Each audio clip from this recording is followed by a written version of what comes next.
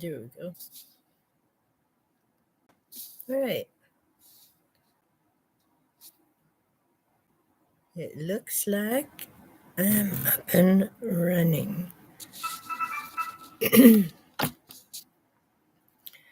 Okay, unlike most Fridays, I kind of don't have a plan this time. I've been plugging away through The Brief Guide to the Supernatural by Dr. Leo.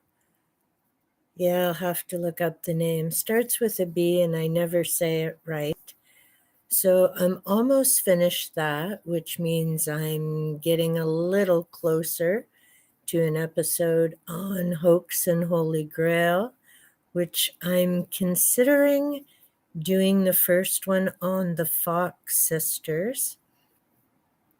But I have about 4 more books to get through because before I put that together, I want to make sure that I've got the information as accurate as possible. And I want to check out a few things online as well, because there's always new developments, new things coming out, even though it was from the 1800s. People find different documents and different information. So that's kind of where I've been at. I've finished a few of my books from 2023, and I have a January reading wrap up that I need to edit. So that should be up in the middle of next week. And kind of what else have I been doing? Well, I'm just started the notes on Talking to the Dead, and I'm thinking there's got to be some information. I've just got it right here because I was working on it before I went live. And I don't know if he has a handy dandy index in the back. And it doesn't look like he's got a bibliography. Nope, different James Van Praagh book than I've read. But I'm pretty sure the Fox sisters will come up here since it's about spirit communication and the developments. And it certainly started way back, well, even before the Fox sisters, but they certainly made an impact. Sheldrake, that name keeps coming up in so many different things as well. Ethrals. So I need to check this, and I'm pretty sure in his Worker in the Light, he mentions about the Fox sisters as well. And then I know they've come up in a couple of my ghost books. So this is the one thing about having read through so many different books. Well, quite a few in the last few years. So I'm super proud of myself for having read so many of my own books off my shelf and having made some notes. But now it's trying to pull all those notes and information together so that I can start putting some episodes together on all the different topics. And yeah, I'm trying to think. I'm about to start Care of the Soul, and that's by Thomas Moore. And I actually found this at the thrift store. I had a copy of it years ago. It's probably about 7 or 8 books that I'd passed on because I thought I was done with them. And then just recently, and thank goodness for the thrift store, I picked them up again. So the Celestine Vision was one of the books that I repurchased. Care of the Soul, Way of the Peaceful Warrior by Dan Millman, There's a book on numerology that I need to get to, and I'm trying to think.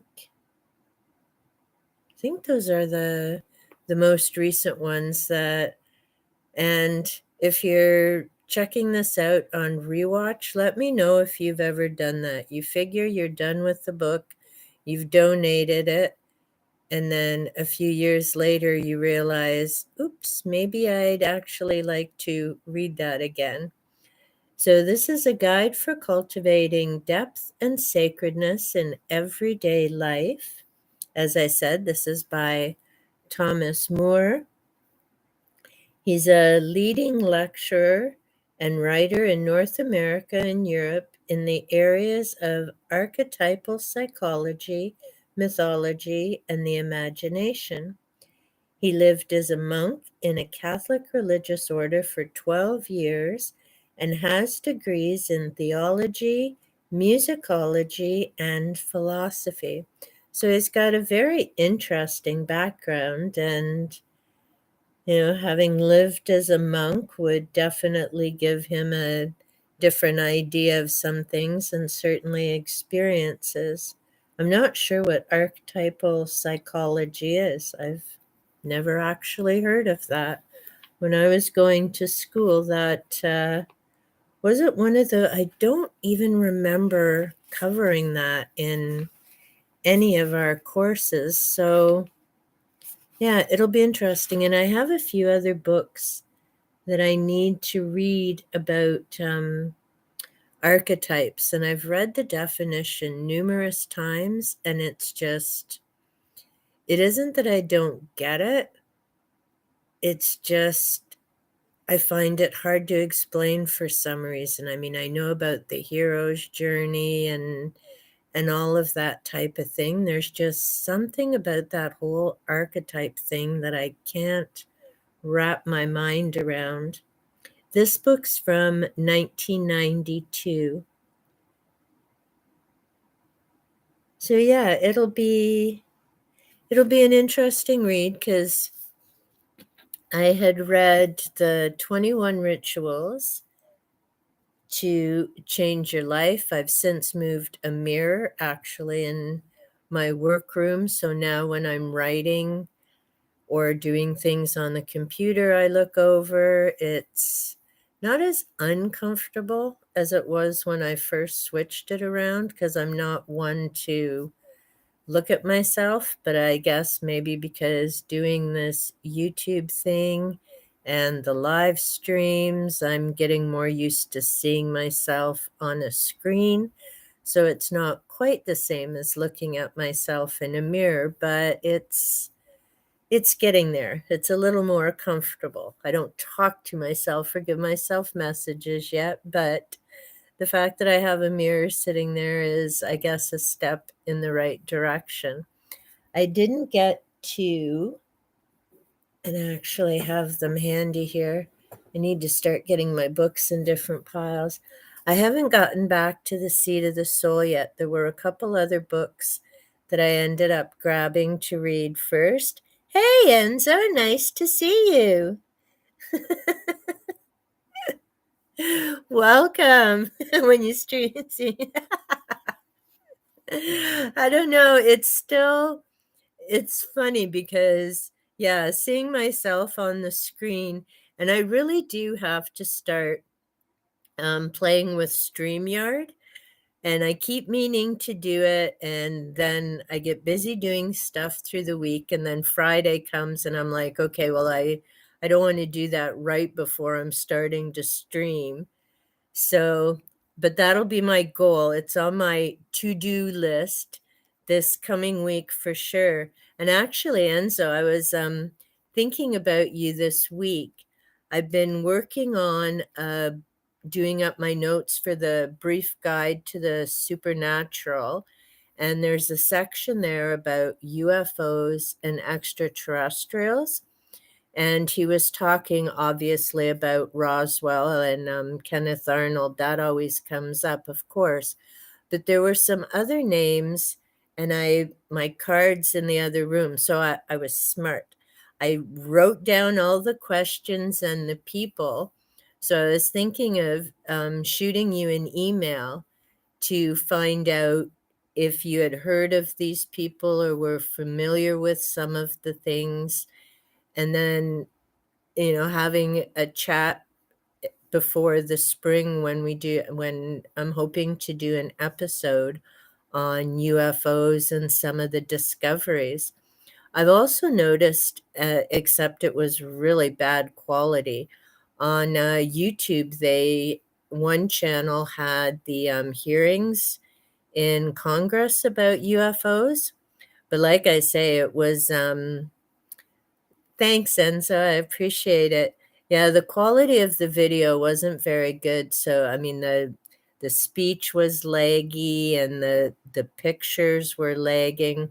So I'm not really sure what's come up in terms of the government inquiry. And there was something, hmm, I know I know what, and actually, and so while you're here, now I'm probably not going to be able to remember his name. The book is called The 37th Parallel, and I wish I could remember, Ben, can't think of his last name though. So I was curious if you had read or come across him either in channels or at some of the various functions that you go to. His premise is that the UFOs, yes, thank you. I'm curious about your thoughts on it. I borrowed it from the library. And I mean, it was a little hard to read because he really kind of gets into the mutilation aspect of things. But I was curious what your thoughts were about, and has anyone else done a study on, is there something about that? Is it it's got to be longitude or latitude, but it's been a while since I've paid attention. I know it's the line that goes across. I just can't remember which one it's called, and I need to borrow that book from the library again, and I want to go through it. Yeah. Yeah, I agree. I wasn't really quite sure about it, and it sounds like, well, and I guess it does happen to a few people regardless of the subject, whether it's UFOs or cryptids or paranormal, in my case, Da Vinci Code, where I suddenly 50 books later and I'm still no closer. But it sounds like he really got almost obsessed and totally into this. I don't know if he's still as much in the field or not. And I mean, there's still so many unknowns. Like this book that I've been summarizing to start getting my notes together for Hoax or Holy Grail is from, pretty sure it's 2012. And unfortunately, I've got it in the other room, but I think it's from 2012. And I mean, again, there's just so many unknowns, or either the government isn't coming forward with information. And, some of the concern too is, and I wonder, like, with that nonsense in Miami, whoo, suddenly, there were aliens there. And then we've got the stuff down in South America going on, and, some of the footage that's being released. And it's, is it is it maybe they're getting ready to say something, or is it a huge distraction and there are other things that are going on? Maybe something. Okay, interesting. I'll have to thank you for sharing that, Enzo. I appreciate that. I'll definitely have to give that more of a peek. And like I say, I did want to go through the book again and get some other information and a bit of a summary from it. And yeah, I mean, there's even with some of the ancient sites, they seem to be, it isn't the 37th, but I think there is a measurement that goes along with the Pyramid of Egypt, and I think it's Angkor. No, I'm going to say it right. Can't think of it. Can see it. I can see the name of it. I, for some reason, I'm stumbling and I can't pronounce it right now. But I know there was another book that I read, and I can't remember the author right now, whether it's even Graham Hancock or not.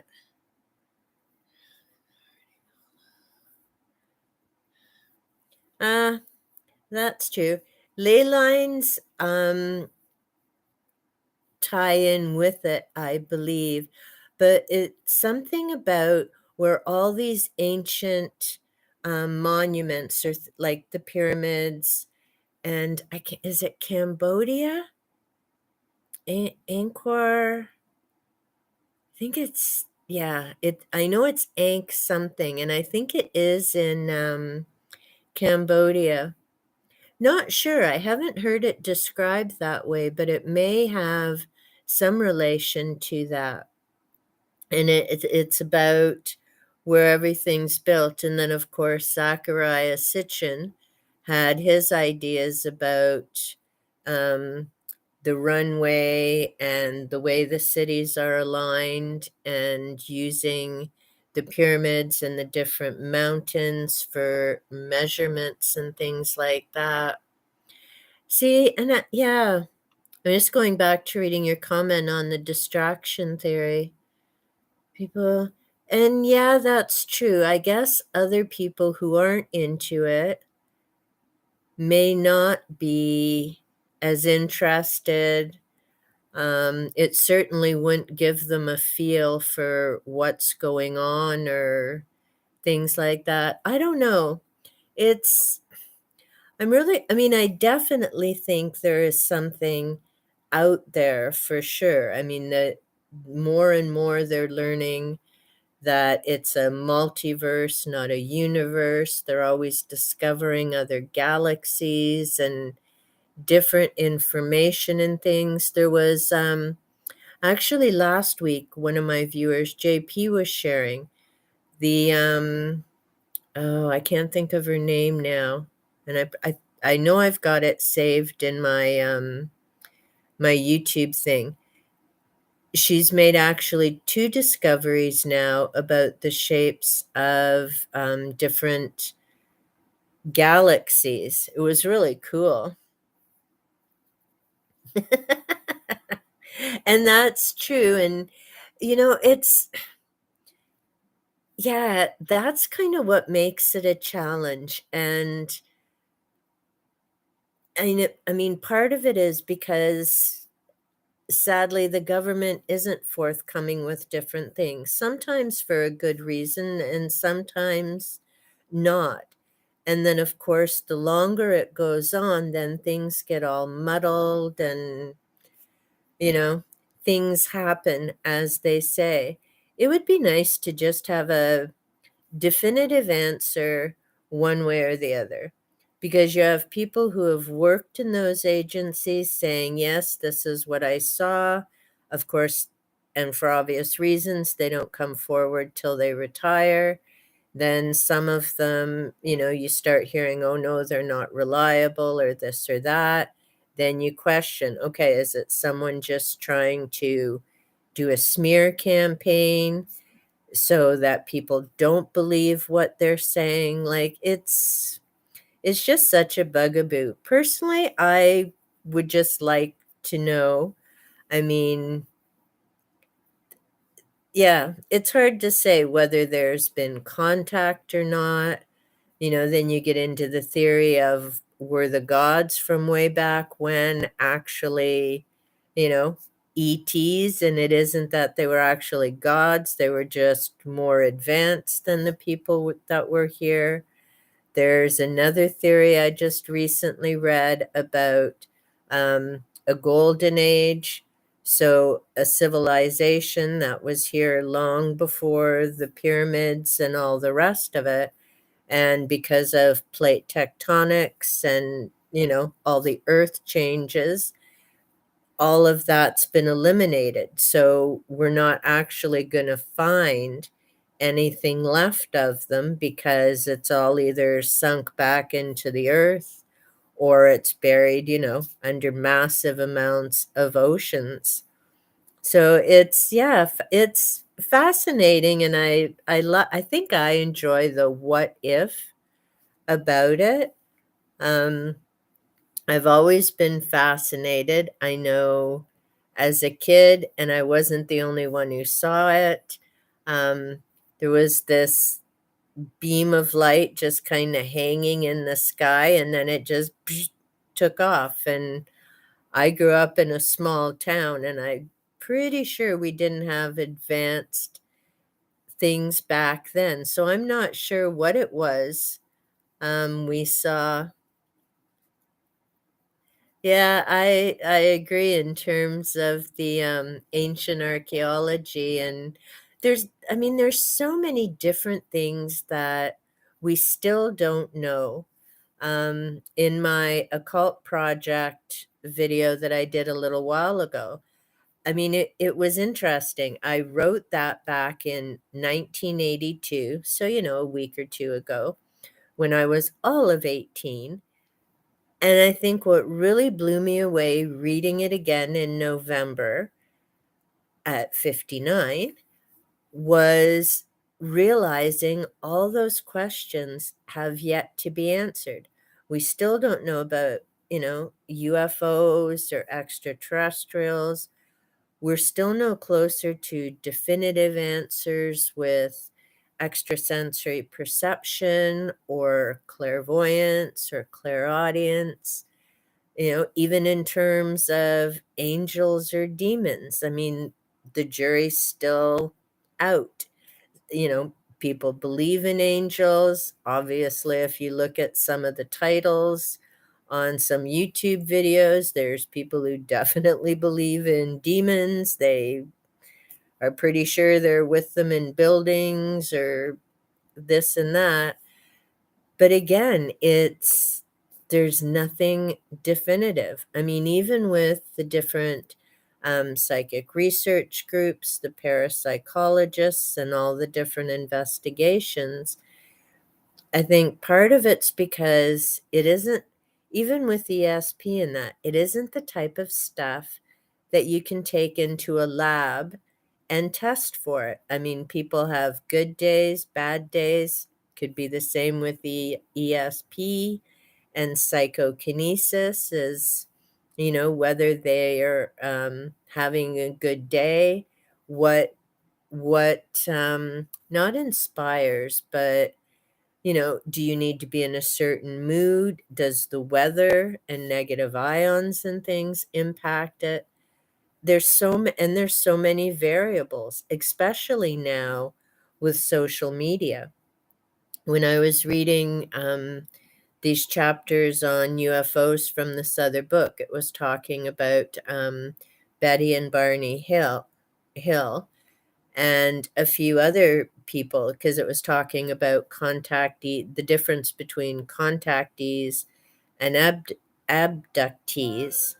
And with the contactees, it was saying typically the people they meet are very benign and they have messages for humanity. Whereas for the abductees, it's a very scary experience. They're not friendly. There's very invasive procedures that are done to them. There's, of course, the time lapse that happens. So it's a very different experience for the two groups. Then some have done experiments, and they say that people aren't abducted. It's false memories because most of these memories come with hypnosis. So it's a real challenging field to try and wrap your head around. And there's so many different things, of course, to learn. And so how long have you been interested in the topic and kind of tracking things down? because I know you've been involved with it for a while.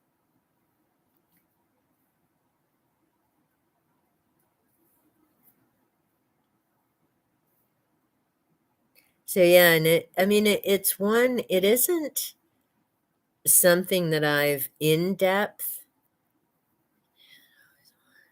Cool. Yeah, I was probably in my early teens, but I was more into the astronomy end of it. Like, I thought it was a cool something to see. And I really do appreciate your help with the meteor turned into a plane, because now as I'm reading other things as well, and as I was reading this chapter that I'm summarizing, or that I had summarized, I was thinking, way back when, they didn't have pictures or videos. So what I had seen, I would have described as a ball of light, and it was this color and going in that direction.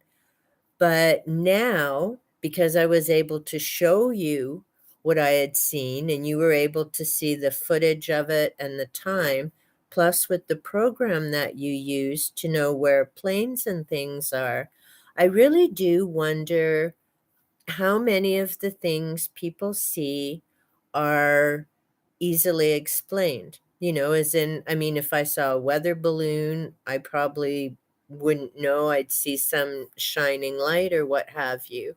And even with, I would have sworn up and down it was a meteor that I saw, because I wasn't factoring in the curve of the earth and the time and different things like that. And that's what makes it really hard when, for example, people like me look up in the sky. I couldn't tell you how fast something was moving or how far up it is. And there's so many other factors to consider. And especially now at night, with all these satellites up in space, and if they're moving at just the right angle and the sun hits them, they suddenly flare up, and then as they move, they fade. Well, it isn't a UFO, it's just that the sunlight happened to hit the angle of the satellite at that particular time. So there's a lot of things to consider.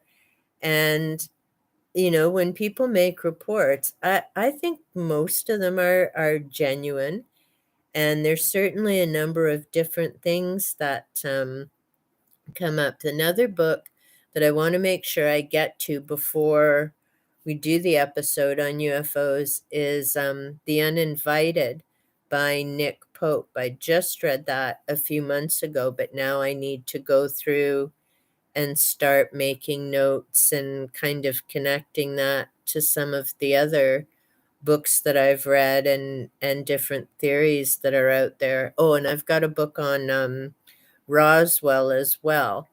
Think the Roswell one may have some other information in the back of it in terms of resources and things.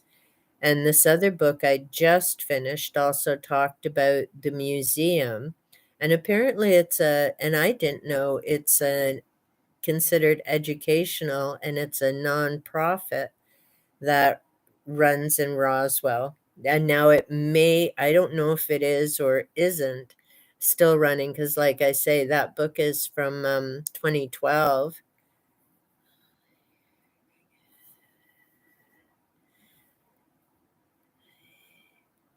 Nice.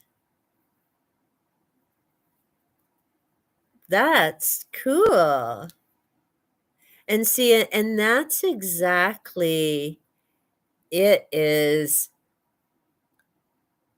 being able to identify those things and know what you're looking at. The sad thing is, and it comes up in my book, Seeing in the Dark, by Timothy Ferris.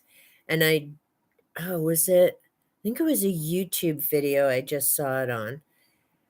and it was saying about how people don't even recognize stars. Like, for example, in Los Angeles, when the power went out a few years ago, people were losing their minds because there were all these lights in the sky and they had no idea what they were because there's so much light pollution. They don't normally see the stars. So, I mean, let alone be able to recognize a constellation. They didn't even know what those bright lights were. Really? Now I'm surprised why there'd be a difference between, although maybe, is it that the Bigfoot people are out in the woods more and so more familiar with what they would see when they're kind of out and doing some of their own type? But you'd think the ghost people, a lot of them are out at night as well. So you would think that they would know the night sky as good as the Bigfoot people. So that's interesting that the different yeah, there's a good point because the Bigfoot people would be out in the forests and open and away from, city and things. And you're right, the ghost people, not many of them. And to me, it doesn't make a whole lot of sense, to be honest, because ghosts can be anywhere. Like, why couldn't you find a ghost in a forest or what have you? Humanity's been around for a long time. I'm not sure why people assume that ghost means building, especially if that ghost has been gone before that building was even put up. It's an interesting thing for sure. And so you may know, but I know you're not go ghost hunting or paranormal investigator. In the US, is trespassing considered illegal? I know here in Canada it is, and I just looked it up because there's fines and potential jail time with it. But what I notice is, because I follow a number of UK channels, it isn't considered a criminal offense there. You get a warning and kind of sent on your way. But here it doesn't work like that. But I am curious if it's the same in the US. And the different channels that I've followed there, most of the people seem to go to the places that you sadly end up getting gouged and have to pay a ton of money to go and investigate. But yeah, that's the other is watching the channels from different countries. And of course, the rules are different and laws are different. In yeah, and I imagine it could potentially be the same up here, especially if there's like CCTV or a security guard there and that type of thing. And I mean, that does, tend to limit where people can go and investigate. But like I say, to me, ghosts should be pretty much anywhere. I mean, even if you're thinking in terms of different dimensions. And I've read and it makes sense that, if you see a ghost but they're floating, it isn't, they look like they're floating to us, but wherever they are in, their dimension or whatever you want to call it, they're actually walking along on a floor where they are, but it looks like they're floating to us because the two dimensions aren't perfectly aligned or they're kind of close together or a bit off. I don't know. It's a bit of a challenge to try and figure out the different dimensions. And then there's, when they get into talking about six or more, and you're like, okay, so how does that all work?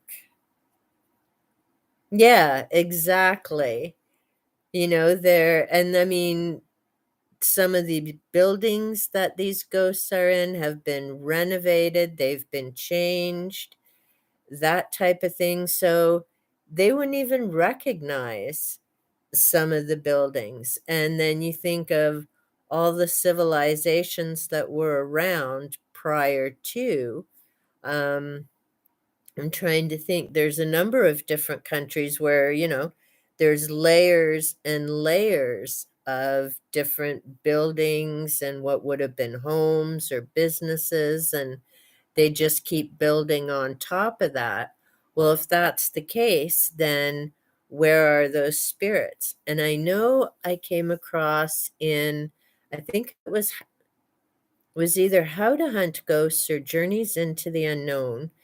And those are written by those books are by paranormal investigators.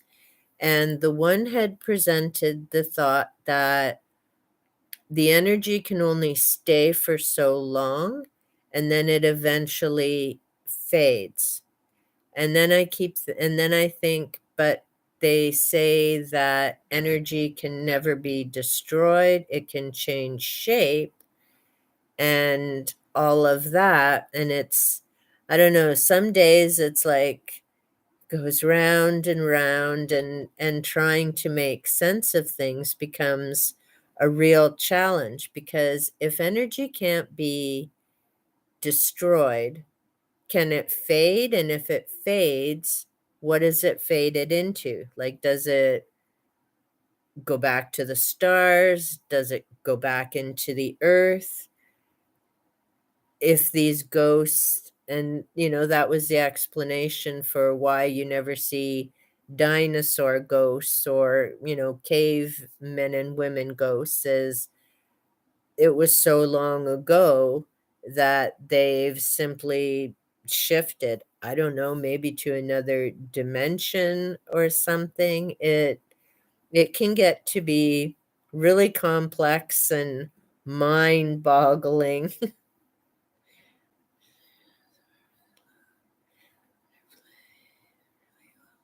Just reading your now see, and there's an interesting thought, and I've read a little bit but not much, but at least now I know what stone theory means. And people say that the events, and it's kind of too bad that it's just the distressing ones, not the happy ones, that end up. But I wonder, because stone is different than, say, for example, a crystal, and the way they're not constructed, but when you break them down under a microscope, they look very different. So I wonder, can stone hold on to memories? I mean, we use crystals and things okay, see, that would explain it, the quartz portion. And because with the crystals, I mean, that's what we use in our computers and so many other things, because they do, and I can't explain how. See, this is where I need StreamYard, and I could have you up for the more you know, because I get that the crystals and quartz have a certain structure. And I mean, you see in some of the science fiction, that's what instead of memory sticks and things like we have, they have quartz crystals to save information and that type of thing. So, yeah, it would really depend on what the building or the castle was made of and how much quartz was in the stone. And then how much did it retain? Why was it that particular event? So, in order to be recorded, does it have to be an intense event like a war or a battle, or, a large number of people involved? Was it something about the weather on that particular day that generated it and, got it? If it there's things about water and thunderstorms. So was all of that having to happen at the same time? And is that how it ends up getting recorded into the stone? Or could it even be recorded on other objects that may have been around? It's and the same with when some people say apparitions and things. It's quite often there's either a body of water around, happens quite often, or it's a thunderstorm and you've got all those negative ions and, of course, the rain. So, what is it about all of that together that, generates things happening? And it isn't, always people that are upset or nervous about a thunderstorm. It's people just kind of doing their thing, and then suddenly, boom, they end up seeing something that changes their evening from what they had initially planned to be doing. So I mean, to me, it's fascinating. There's so many things that you can think about and check out. I enjoy reading both sides of the issue, because there's things to consider. And there's a lot of stuff that, in terms of science, I don't know. The missing 411. Really? Now, I know I had followed I don't have his books. I do wish they were available in stores, but they're not. Because I really would like to read some of his work. And I know Mr. Ballin has covered some of his stories. And I think I must have seen YouTube videos about missing 411. And I think he's been on with George Newry, either on Coast to Coast or Newry's show on Gaia, which I can't think of the name of right now. And I don't have Gaia anymore, so I haven't seen it, but I may have when we were giving Gaia a test run.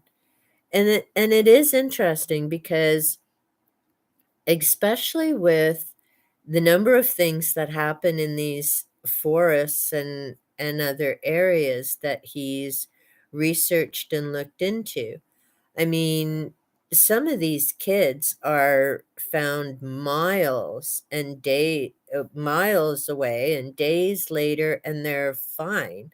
And there's no way a little one, out in a cold forest could figure things out. I mean, an adult would have a better chance and, be able to take care of themselves. But it's really interesting to kind of look at this stuff. And there's so much about the earth that, I mean, we don't know. We think we've figured a lot out, and we have, but there's still so many things that they don't really understand. I'm kind of curious to find out what else is going on at Skinwalker Ranch. I have a book by George Knapp, and one of the researchers from when Bigelow owned the property. Then there's the new owner, but he's recently closed it down as well because of something that had apparently happened. So I don't know. And that's quite possible, Enzo, about the getting lost and yeah.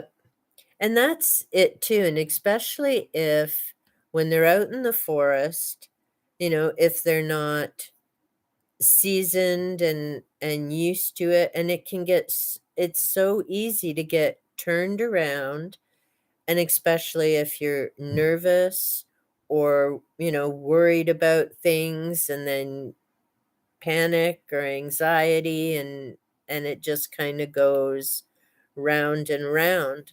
But there are definitely some cases that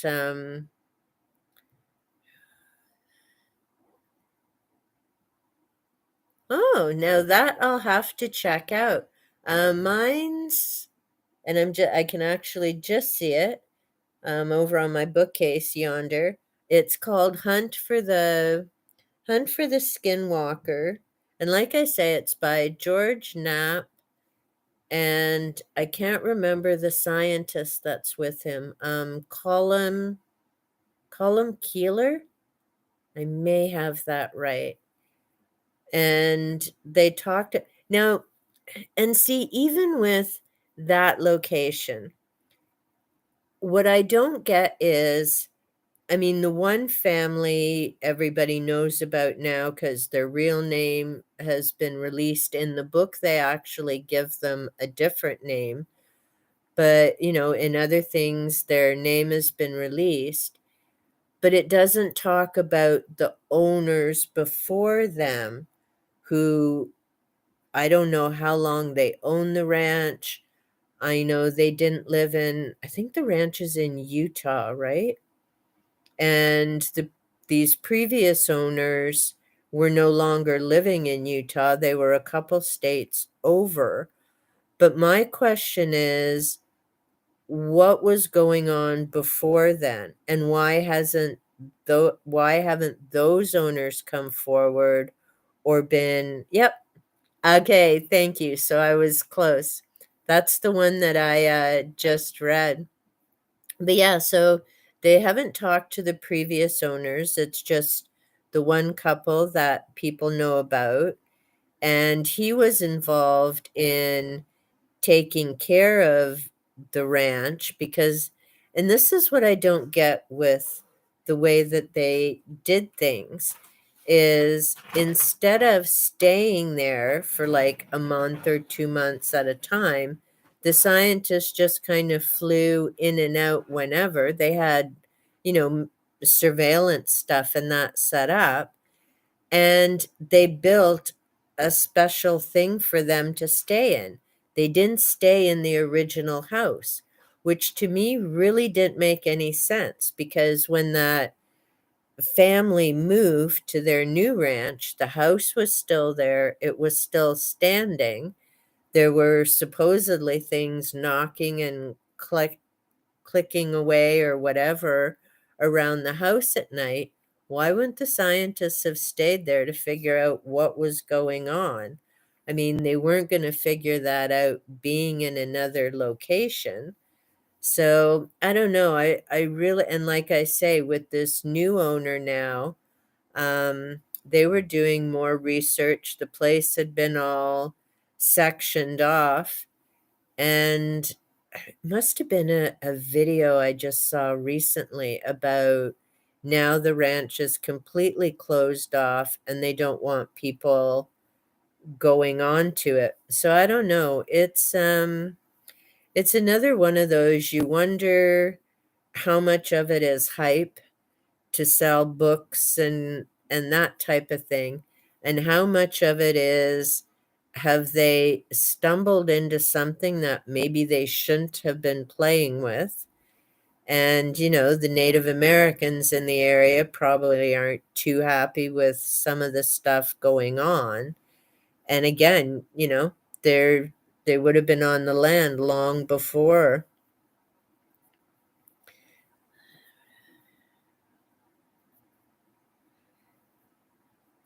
Really? Hmm. Now, is that because things were happening to them when when they had gone back home? Because I know there were different, and yeah, the one thing, um, in Hunt for the Skinwalker, they were talking about this huge wolf-like creature that had apparently come up to the family. It didn't harm them. It, didn't do any danger. Wow. And see, and then you start wondering about people talking about dire wolves. But I mean, if they were still around between all the satellites and everything around, but then I guess the same with Sasquatch, right? If Sasquatch is still around, you'd think at some point some of all this surveillance stuff somewhere would have come across them and seen them. But then, there's some really thick forest, and they'd certainly know how to stay away.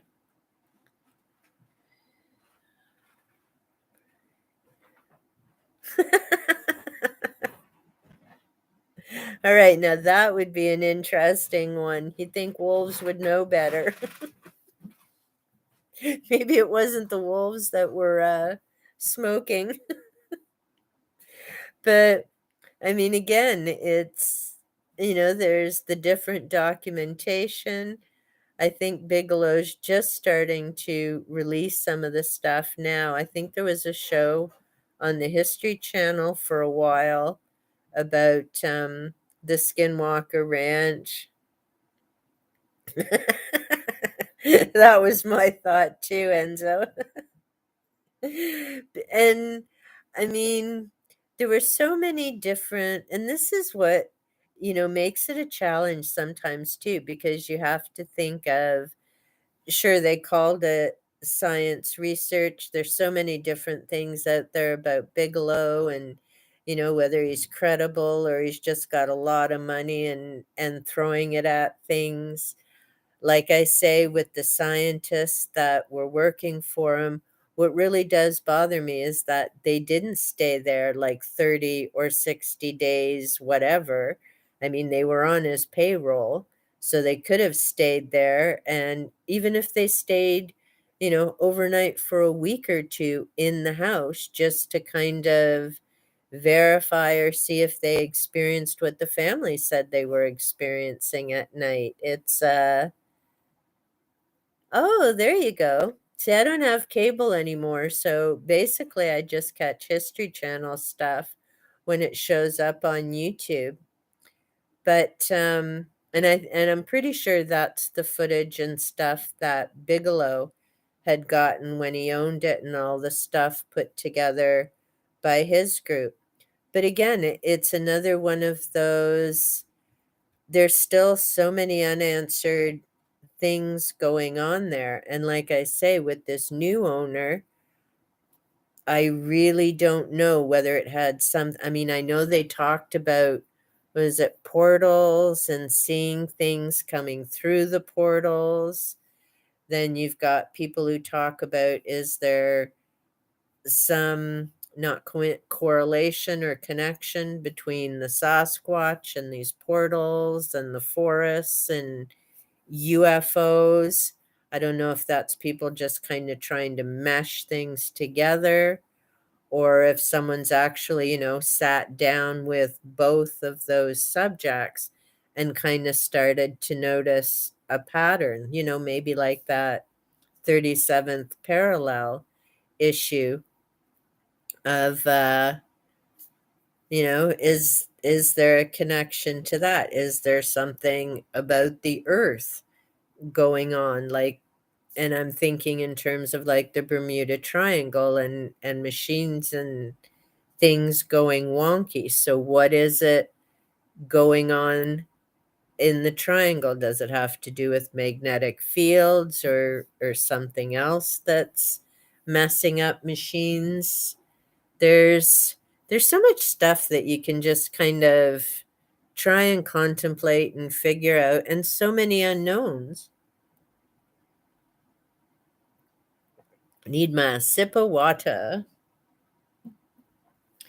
But yeah, I find it fascinating, and not just because it's a good distraction from some of the stuff going on in the everyday that we can't kind of do anything about, but because I think if they do spend the time and try and, whether it's through research or however they figure it out, they may actually get some more answers to, how the world works and such things.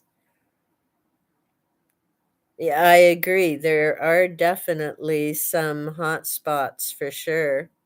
Mount Shasta, I've read and heard quite a bit about that area. Oh, I haven't heard of the meadow in Georgia. Bridgewater Triangle. Haven't heard of that one. Interesting. Yeah, and I mean Bermuda is one spot. I don't know if it's by the Azores. There's another location that can be just as bad. Hey Timothy, how are you doing? Ah, New England. Nice to see you, Timothy. Hey, so Lily, and sorry, just off to the side here, Enzo. That's too funny. So your tuk tuk looks like my Lily, our feral cat. And I was um the cat video I put up today, and I'd been stressing because it'd been almost 2 weeks and I hadn't seen one of the ferals, and she showed up yesterday and she was bipping away and chewing me out, and I'm like, hey, I'm not the one who was gone for almost 2 weeks, honey. So that's cute that she looks like the feral cat that you had with you, Timothy. But yeah, we're just chit chatting about. Okay, so there's a few different locations. And that's the other, and I mean, I love looking into ancient civilizations too, and things like Machu Picchu.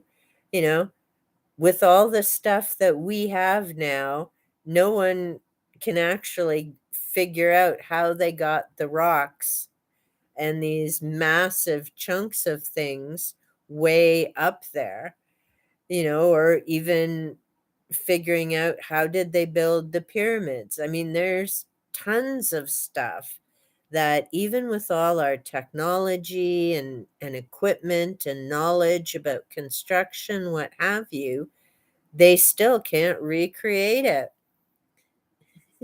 Take care, Timothy. Nice to see you. But yeah, it's there's so many unanswered questions and things to contemplate, whether that's about ghosts. Are they like right here and we just can't see them? Are they And here's the one thing that, and I mean, people talk about this at Halloween, and of course then it gets really screwy because in the northern hemisphere, you've got Halloween at a different time than you would have it in the southern hemisphere because it's a different time of year. And they talk about this thinning of the veil.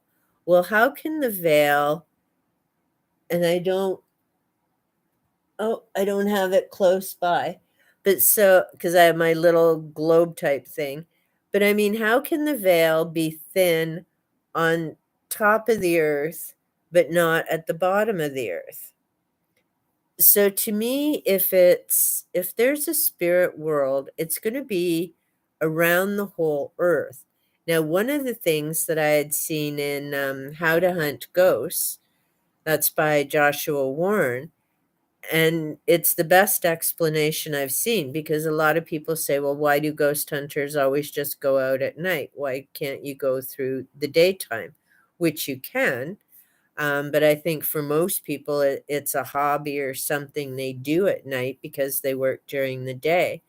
But this particular ghost hunter had said that it has to do with the electromagnetic field. And so when the earth is facing away from the sun, so the nighttime, something about the electromagnetic field just makes it easier to connect with or find spirits. I don't know. I mean, there's a lot of fascinating theories out there for sure. It's just a matter of, when will they ever kind of come up with some solutions? So, even ESP, I mean, it's been 100+ years now since J.B. Rhine was doing his research at Duke University. And there's still a question of, is ESP a reality? Do people have psychokinesis? Uri Geller was the big thing for a long time there. But, you know, then there were people, well, he was fake, he was a fraud. I remember as a kid watching The Amazing Kreskin. And I don't know, now looking back on it, I'm almost thinking he'd be what you would call that term the mentalist, that he could, he just had a sense of things and could figure things out.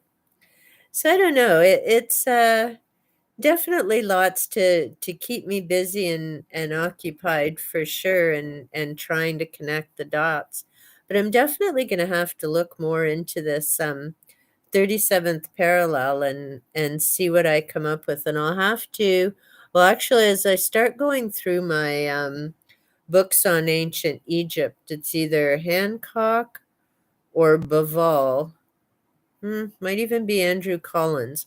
I know one of them was talking about the ancient structures and the line they all go across.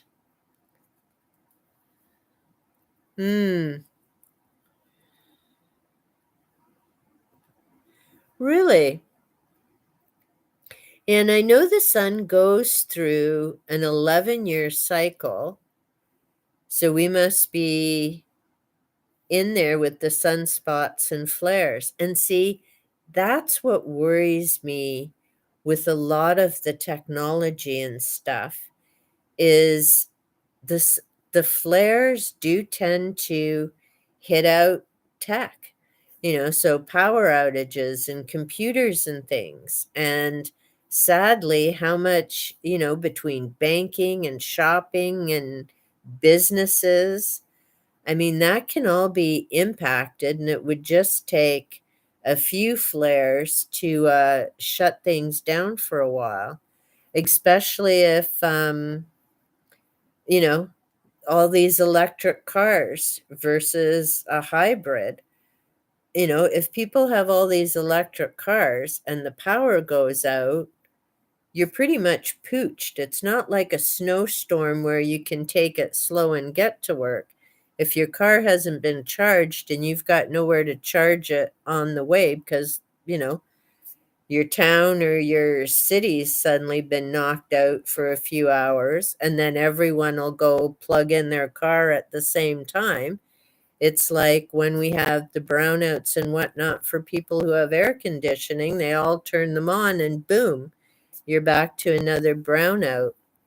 I don't know, there's a lot of different things, and I'm not saying it's yeah, exactly. In the cold, they can knock the power from the battery, and apparently, from what my husband said, to try and get rid of those batteries, they're not environmentally friendly at all, and they cost massive amounts of cash. It's like, yikers. How are people gonna afford that type of thing? And then think of, I mean, hydros. I don't know about the States, but Ontario, our hydro bills are crazy, especially now since it's not just the hydro, but the water as well. So when we moved here, well, 30 plus years ago, our hydro bill was every other month, and that was $90. Now it's over $100 a month every month. And I'm thinking, crikey, if utilities and that keep jumping, how are people going to survive and be able to afford that, having heat and all of that and an electric car? It's crazy. Makes me glad I'm 60. I don't know what the future holds, and I hope at some point things calm down and get better, but yikes. Ah, there you go.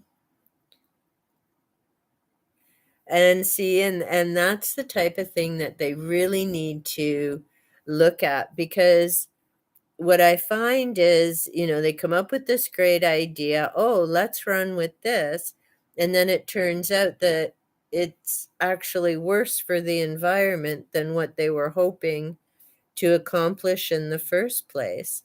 So they really need to keep kind of researching and looking at that and different ways. I mean, hey, if we had Tesla around, we'd have free electricity, but that got poo-pooed. And I'm willing to bet there is some way to do it, but economy and the almighty dollar, they wouldn't want to be doing that for people. So I don't know. Hopefully they end up figuring something out, and the stuff with all these wind turbines taking up our farms and things. Exactly. That's it. And from what I've heard, and I don't know if it's true or not, with those wind turbines, apparently when those blades are done, they really have nothing else to do with them. I don't know if they can melt them down, turn them into something else, or what happens to those suckers when they run out. I also wonder too, and Enzo, you know about planes and things, so maybe you'd have a better idea than I do. With all those turbines circulating the air and stuff, is there any chance that it's part of what's wreaking havoc with all these different weird weather things that we're having? Like the moving the air, would it screw up the natural flow of the earth? Yeah, see? And so where do you put those big honking blades? I mean, that's crazy when you look at the size of them, and now you look at these massive wind farms. I mean, I know we've got a bunch of them not close to me, but within like an hour, hour and a half away, there's tons of them all over the place. And I know there's wind farms all over the planet that are doing different things. But yeah, I often wonder if all that air being moved around by them somehow impacts the natural flow.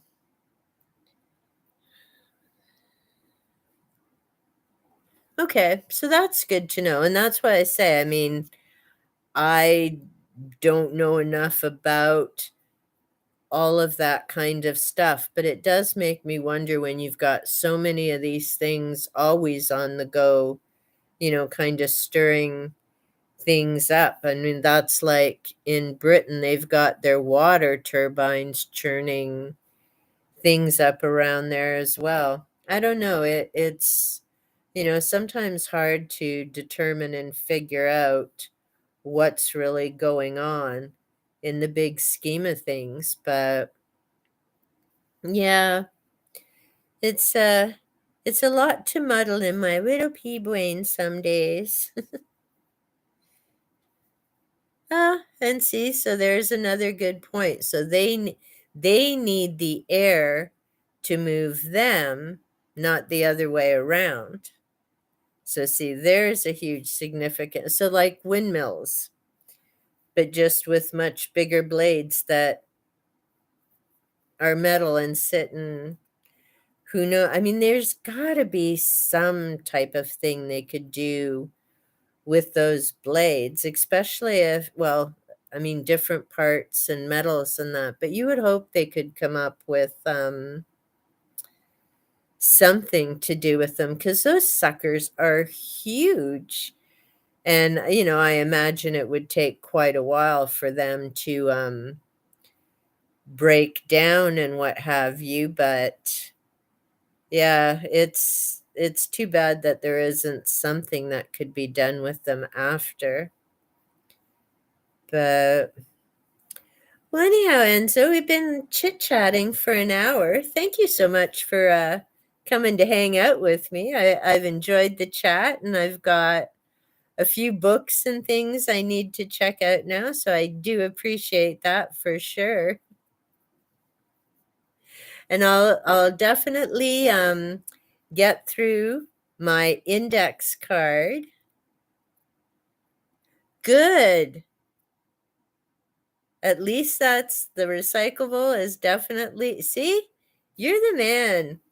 Look at how quick you can find information on so many things, and I appreciate it. And now I feel better knowing that those are mostly recyclable. At least that's a step in the right direction and making some positive changes for sure.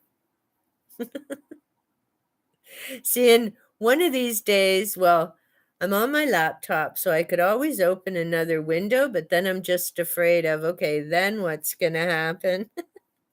Hey, no worries. I actually, thank you because I wasn't really sure what I was going to chat about today.